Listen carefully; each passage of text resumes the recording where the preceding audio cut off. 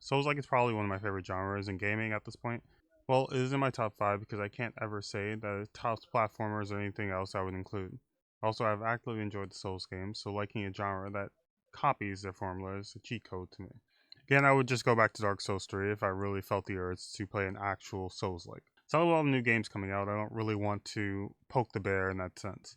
Now, the sad thing is that I have absolutely no time to actually do any gaming after stream because I either have to edit or I'm writing a script. I also finished leveling my botany job in FF14 and started Culinarian, so a lot of things require my time sadly. I'm sadly thinking of streaming a day less just to catch up on a lot of things, but truthfully, I'm actually 2 days to write a script, so as long as I finish editing by Tuesday, I am fine. Going back to the topic at hand, I really enjoy Souls-like, but the funny thing is a lot of games just add the Souls-like tag because they have a dodge roll. Most games that try to say they are Souls-like need to have a bonfire to save/upgrade stats, a dodge roll, and be somewhat challenging. That's really all the game needs to say they are Souls-like, sadly. Also has to flags of some sorts and also having a game that allows you to freely be able to customize your build. That can be from stats, weapons, or just from including character creation that can influence your gameplay. That is why I say that Sekiro isn't a Souls-like. Love the Souls series for allowing you to play how you want, and not needing to change up your build to win, because even if there is a boss resistant to magic, there is a spell that they aren't resistant to. That means there is always a way to win, even if you may struggle getting that win. In Sekiro, you're stuck with one type of playstyle and one weapon, so not really much changing up. I would love for this video to be more about Souls-like and how much I love them, but I feel like I made that video already. The video is about a game I played on stream, which is kind of different from the usual Souls-like. A very cute and side-scrolling Souls-like that has 2 games to series, and that series is Tales of Iron. It is a game where you follow Ratham royalty as they explore the world to fix their land after an attack decimated the kingdom. As you journey out to find unlikely allies and powers beyond your wildest dreams, well, power being weapons because that is true power. Think of this as a medieval game where the only strength is in the power of your weapon. To not skirt the issue, there is no leveling aspect in this game, but there are equipable items. In this game, you need to always make sure you have the highest level weapons and armor so that you are never lacking in damage. I am not used to games where you don't level and heavily rely on your weapons to advance through the story. It means if you don't make sure to find the best weapons, you won't be able to progress through the story. Again, you can progress, but you will do less damage and take more damage. Now, if we are talking about Tales of Iron 1, then you will have to buy schematics to get good weapons. Most of the weapons will be available for purchase. There's also boss enemies that you will have to fight against, which locks the area down, so you can't progress till you beat them. Sadly, not just boss enemies lock the area, some mobs do as well, from my memory. I think that I had more trouble with locked areas than any other enemy because of how small areas looked. I've dealt with this in a lot of side scrollers where you get locked into a rectangle and you have to learn to deal with the space you have. Now, I usually deal with this in Metrovanias and platformers. The thing is that usually in platformers you have environment to help deal with locked screens, but this game isn't a platformer. And we will discuss both games and then kind of discuss if this series is worth playing, in my opinion. We will start with what I liked from Tales of Iron 1, which mainly was the story. You're a princess looked down upon because of your height, but by proving your might, you show that size doesn't matter, mainly when it comes to your character. The characters are also still a show in this game because they are memorable and are also very helpful. The areas are diverse enough that you are never thinking that you are traversing the same place. The sad thing is that it isn't big enough that you can become lost in any specific area. I believe that is because you kind of have to backtrack to do certain quests. I did enjoy most of the quests in this game because it added short stories to the game. And these are basically just fetch quests, which shouldn't happen. For some reason, it does. I also love DMC's commentary in the game because a lot of the times it felt like the dialogue was written in a very smart and snappy way. Combat matchups make the game fun because once you realize what an enemy is weak to, you can easily prepare for that.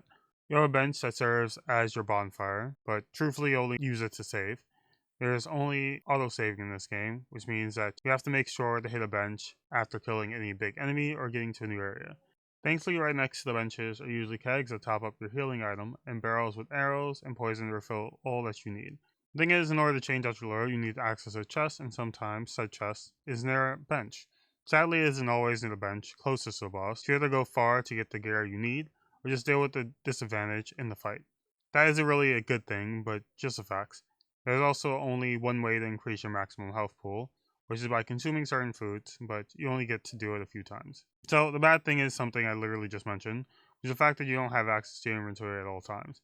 It's really bad when it takes a few minutes to get to the right bend, especially since there really isn't any fast travel in this game. The next thing I disliked was that the game was so short when it came to the main quest. I said earlier that a lot of the side quests was fetch quests. Made no sense to me because you are playing a king. In my mind, a king really shouldn't have to go around having to go hunt or do small quests in order to get funds to rebuild their kingdom. It is a nice gesture to see your king going around doing all this, but no king would do this. Also, the combat isn't really something I would praise because you really only have 2 actions to your melee and then 1 action for range. The 2 actions for melee is your one-handed weapon, which works as a fast swing. You have your two-hander, which serves as your strong attack, but is a lot slower than your one-hander. The next one is your ranged attack. That isn't really a viable source of attack because you have a limited amount of ammunition, so don't go thinking of going in with a ranged fighter. You also have a poison to add to your attack, so that makes enemies take damage over time for a short period of time. It truthfully is great, but it doesn't really do enough damage to matter unless the enemy is close to death. Lastly, there are 3 different weapon types, which adds different types of playstyles, but not enough to make the combat fun. 3 weapons are sword, spear, and axe. When it comes to Tales of Arise 2, I have to say that the game was updated beautifully from the first game. The main reason I can say this is because there are no chests that you get your equipment from. You can get it from the inventory menu and easily switch out the gear you need for every fight. This was a game changer because I was never underprepared for a fight, unless I didn't craft a certain weapon. Also, weapons have elemental attributes that you can take advantage of when you fight enemies. The next thing is fast travel was introduced to the game, and a pretty in-depth one as well. Not only can you fast travel to every city, but you can teleport all around the city by fast travel posts. You do have to pay to build them or resources, but it's easy to acquire. It helped a lot, especially with how bosses and rare enemies spawned, because a lot of the times walking to certain areas left you with no way to save because of bench placements. Also, the crafting system got an overhaul. Well, not really an overhaul, it was added. Now you don't really have a reason to buy blueprints to make gear. You can also upgrade your gear to make them viable for the in-game. I made sure to have a fully upgraded item for every type of piece of gear you can acquire in the game. Quests I feel like still kind of follow the first game, where you are kind of doing fetch quests or picking up bounties, which are kind of necessary to do. You get gold from these quests and also materials to craft other weapons, and also for building certain things. You also have a different protagonist that has a strange connection to your previous protagonist. Story is good, and it's a lot bigger than the first game when it comes to location and enemy types. You also make more allies and are able to see different races than the ones that were in the first game. The things that stole the show for me was the crafting system, how much weapons and armor you were able to make. The equipment load was also better implemented so that it wasn't so easy to get into a higher equipment load. I was able to stay in light equip load for most of the game, keeping my fast roll.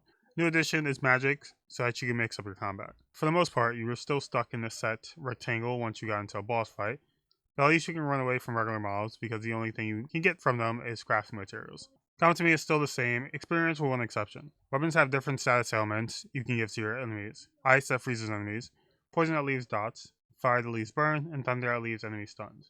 The same elements are with the spells, but I wasn't excited with how the spells were used. The spells were just used to act as a support to your weapons. You can't use the spells back to back the early amount of times because you don't have a mana bar. After hitting the enemy a few times, it will refill the spell that was used.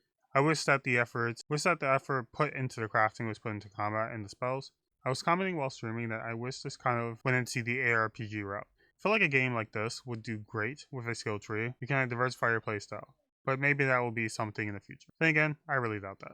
As you can tell, I didn't really feel like there were many things that were bad with this game or needed to be addressed. Like both games for what they were, and the artwork was really good. I even kind of said, look at this adorable rat game. Reminds me of when I read Mouse for the first time, thinking it would be lighthearted. I also love that there was a lot of things that were included in the sequel that wasn't initially in the first game.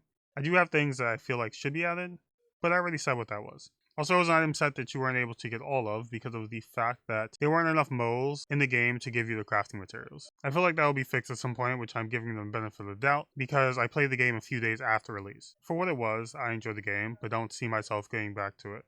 The main reason for that is because I don't really see much replayability to the game. The choices don't really change regardless what you do. You can't really go different builds besides what you weapon, but even that barely adds anything. It is just one of those games where once you finish everything you possibly can, you put it down and then pick it up years later. Anyway, that has been it. And a thing I've learned about this review is that I hate reviewing 2 games into one, even if I played it one after the other. Next video will be a review on a really adorable game called I Was a Teenage Exocologist. My name is Only Incubus, so that is my time. I hope you all have a good week. Later days. Love you all. Saying kisses. Mwah, mwah, mwah.